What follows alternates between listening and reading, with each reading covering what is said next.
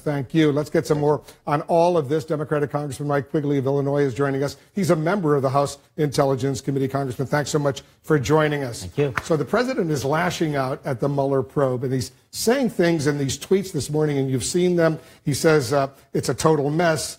He's gone absolutely nuts, Mueller. They're screaming and shouting behind the scenes. These are angry people. They're highly conflicted, a disgrace to our nation. He was not Senate approved, Mueller. He was not confirmed by the Senate. In this interview with the Daily Caller, he says, as far as I'm concerned, this is an investigation that should have never been brought. It should have never been had. It's something that should have never been brought. It's an illegal investigation, he says, and it's very interesting that Mueller was never confirmed by the Senate. Your reaction? He doesn't need to be. And Mr. Mueller had extraordinary bipartisan credentials coming in. When he appointed, I heard many prominent Republicans say there couldn't be a better choice than Mr. Mueller. He's a war hero who's done nothing but run a very tight investigation. In fact, I think he's probably bent over backwards to not antagonize the President of the United States. We've heard that he's sent questions for the White House to respond to.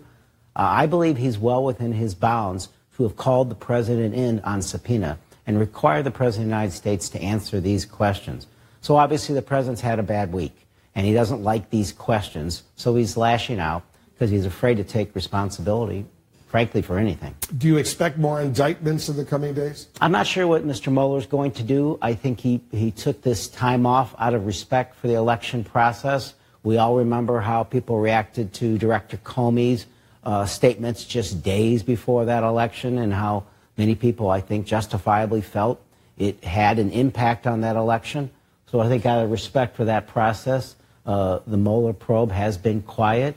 If they're going to do something, I suspect it'll be rather soon. How incriminating, you just heard some of those texts from the longtime Trump ally Roger Stone. How incriminating are they involving WikiLeaks, when the WikiLeaks hacked texts would be released? Sure, and I saw what Mr. Stone said, that you could take text out of context. I completely agree. So let's assume we forget that the text ever existed. The fact is, prior to their release, it was Mr. Stone who bragged about his relationship with Julian Assange and his communications with WikiLeaks.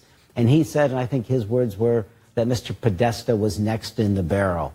So he can't have it both ways. Now that he's, first he was bragging about it, now he's feeling the heat about that, and he's backing away as quickly as he can. As you know, the Democrats will be in the majority in the House of Representatives after January 3rd. It looks like Adam Schiff, your ranking member, will become the chairman, replacing Devin Nunes, who really didn't want to do much on this whole investigation. What are going to be your committee's key priorities looking ahead when you're in the majority?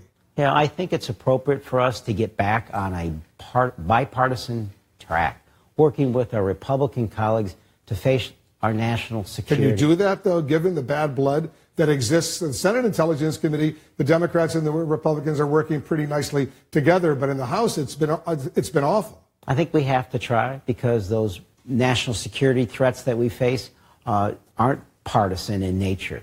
I think we have to protect the Mueller probe and assist them. All those transcripts that people have heard about, I think the first thing we should do is turn over everything we have to the Mueller probe and then see where his gaps are, what we have left to do, and move forward appropriately. You believe the Republicans will have Devin Nunes as the ranking member, the top Republican on your committee? I'm hearing that Mr. Nunes wants to return as ranking member. That'll be a choice he has to make. Because there's a lot of friction between Devin Nunes, Adam Schiff, between the Democrats and the Republicans, right? I think every 2 years it's incumbent upon us. I think we owe it to the American public to put aside the last 2 years and start afresh, because the challenges are still there, and we simply have to work